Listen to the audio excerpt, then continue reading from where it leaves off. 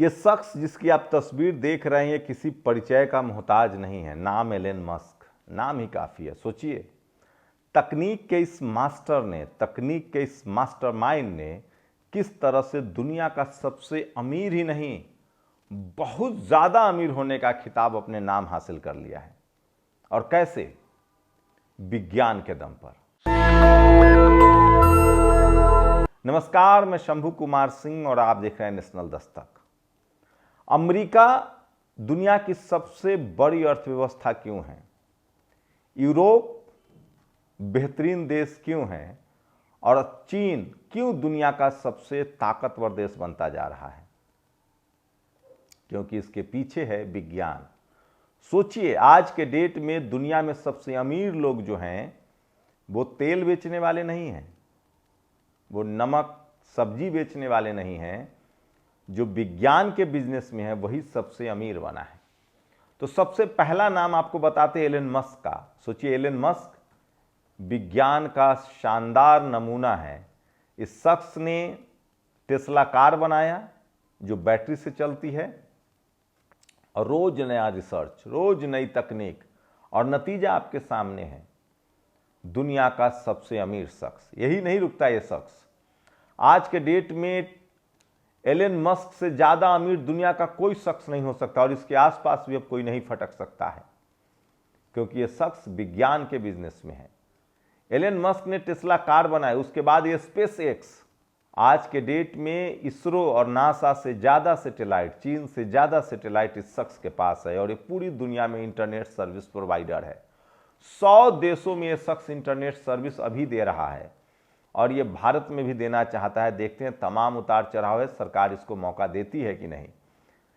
Elon Musk का internet service जो है वो सीधे सैटेलाइट से आएगा। न तार चाहिए, न कोई आपको मोबाइल टावर चाहिए, सीधा सैटेलाइट से आपको कनेक्शन मिलेगा, और 25 से लेकर 250 एमबीपीएस की स्पीड होगी।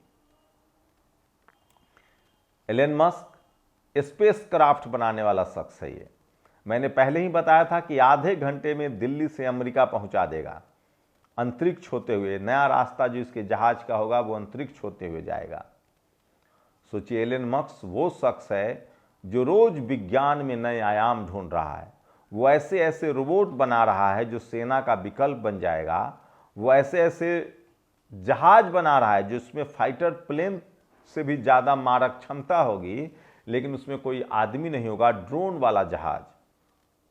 तो सोचिए, ये शख्स विज्ञान के दम पर, तकनीक के दम पर दुनिया में सबसे ताकतवर देश ही नहीं बना रहा है, सबसे अमीर शख्स ही नहीं है, अमेरिका को फिर से ताकतवर बना रहा है। और इसी नारे के साथ डोनाल्ड ट्रंप को इसने एक्स खरीदकर चुनाव जिताया। दूसरा शख्स, यह है अमेजन का मालिक। सोचिए, अमेजन जिस पर आप सामान भी खरीदते हैं, अमेजन जो है वो ऑनलाइन कंपनी है। यह शख्स भी विज्ञान के बिजनेस में है, और सोचिए, ये दूसरे तीसरे नंबर पर रहता है। बिल गेट्स, ये शख्स भी विज्ञान के बिजनेस में था। मार्क जुकरबर्ग, ये तमाम जो देश, जो ये नाम बता रहा हूं, ये सब अमीर है। और सोचिए, भारत के तमाम लोग, ये सुंदर पिचाई, इंदिरा नूई, सत्या नडेला, ये सब तकनीक के कंपनी में नौकरी करता है, इसलिए अमीर हुआ। वहीं दुनिया की सबसे बड़ी अर्थव्यवस्था को पीछे छोड़ने की फिराक में चीन लगा हुआ है, और वो भी तकनीक के सहारे। वो लगातार तकनीक का भी इस्तेमाल कर रहा है, वो जहाज भी बना रहा है, और वो खिलौना भी बना रहा है। वो ऑनलाइन में उसके पास अलीबाबा जैसी कंपनियां हैं, तो इंटरनेट में उसके पास हुवाई जैसी कंपनी है जो पूरी दुनिया को मोबाइल सरप्लस सप्लाई करती है, तकनीक सप्लाई करती है। अप्पो, वीवो जैसी कंपनियां हैं, तमाम मैन्युफैक्चरर वहाँ हैं। लेकिन सोचिए, मैं ये बातें आपको क्यों बता रहा हूँ? क्योंकि भारत में ये सब नहीं हो रहा है। भारत के जो धन्नासेठ हैं वो सिर्फ अपने पुश्तैनी पेशे में हैं, और वो आपको तेल बेच रहे हैं, नमक बेच रहे हैं, कार भी बेच रहे हैं, इंटरनेट भी बेच रहे हैं, लेकिन वो नए तकनीक का डेवलपमेंट नहीं कर रहे हैं, वो नया रिसर्च नहीं कर रहे हैं। भारत में सबसे बड़ा जो नेटवर्क आज के डेट में फ्रेंचाइजी है वो मुकेश अंबानी के पास है, लेकिन वो मुकेश अंबानी के पास एक सैटेलाइट लॉन्चर तो छोड़ दीजिए, एक यूनिवर्सिटी नहीं है जहां सैटेलाइट पर रिसर्च हो। एलन मस्क ने अपना स्पेस एक्स क्राफ्ट किया है, अपना सैटेलाइट लॉन्च किया है और नासा और इसरो से भी मजबूत है। लेकिन मुकेश अंबानी का खर्चा अपने बेटे के शादी पर होता है, उसके बाद अपने घर के लिए होता है। उनके एक एक बच्चे 100 रोल्स रॉयस रखेंगे, उनका घर दुनिया का सबसे महंगा घर होगा, उनकी शादी सबसे महंगी शादी होगी। अब आप पूछेंगे कि उनका पैसा है कुछ भी करें, जी हाँ, लेकिन बिल्कुल दुनिया के दूसरे देश के बिजनेसमैन यही करते हैं। वो अपना पैसा तकनीक पर खर्च करते हैं, विज्ञान पर खर्च करते हैं, स्कूल कॉलेज यूनिवर्सिटी पर खर्च करते हैं और दुनिया को और बेहतर बनाने के लिए वो इन्वायरमेंट पर खर्च करते हैं। लेकिन भारत के धन्ना से ट्रस्ट बनाते हैं और जो CSR का फंड होता है वो भी अपने ही ट्रस्ट में देकर टैक्स बचा लेते हैं और वो उनका ट्रस्ट भी सिर्फ नाम का ट्रस्ट होता है, न तो वो इन्वायरमेंट बचाता है न मेडिकल साइंस को डेवलप करता है और वो तमाम लोगों के धंधे छीनता रहता है। इनको सब्जी भी बेचना है, तेल भी बेचना है, नमक भी बेचना है, इंटरनेट भी बेचना है, लेकिन इनके पास कोई तकनीक नहीं है। ये क्या करते हैं, ये मोबाइल भी बेचेंगे, ये इंटरनेट भी बेचेंगे तो विदेशी तकनीक को वहां से महंगा खरीदेंगे और आपको और महंगा टिका देंगे। अगर भारत में कोई तकनीक डेवलप होता तो भारत के लोगों को सस्ता भी मिलता और उससे भारत का व्यापार भी बढ़ता। भारत के जितने कार निर्माता भी कंपनी हैं उनका कोई रिसर्च पर पैसा नहीं है। जो दुनिया भर में तकनीक आ जाती है, दुनिया भर की यूरोप की कंपनियां, मर्सिडीज हो, BMW है, लैम्बोर्गिनी हो या टेस्ला हो, ऐसी तमाम कंपनियां जो नया रिसर्च करके नए आधुनिक आप डेवलप करता है उसको ये उसके कॉपीराइट कराते हैं और वो उसके पेटेंट को ये लोग खरीदते हैं और मोटा पैसा देते हैं। पेटेंट में शर्त होता है कि जितनी कारों में उनके तकनीक को आप इस्तेमाल करेंगे उतना पैसा उनको देना पड़ेगा और इसलिए भारतीय कंपनियां जो अपनी कार है वो और महंगा बेचते हैं।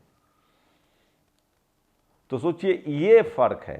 विदेश के धन्ना सेठ प्रकृति को बचाते हैं, अपने देश को मजबूत करते हैं और अपने लोगों को और विज्ञान की तरफ लाते हैं, और आपका धन्ना सेठ अपना परिवार को विदेश सेटल करता है, अपना घर द्वार विदेश बनाता है, आपसे मोटा मुनाफा कमाता है, अपने बच्चों के शादी पर आपको अंधा बनाने वाला यासी करता है और शायद ही बीच बीच में आपके मन में उसके प्रति गुस्सा न हो इसलिए बीच बीच में धर्म का भी इस्तेमाल करता है और कुछ करोड़ रुपया चढ़ावा चढ़ाकर आपके सामने वो महान बन जाता है और आप मान लेते हैं कि वो महान है।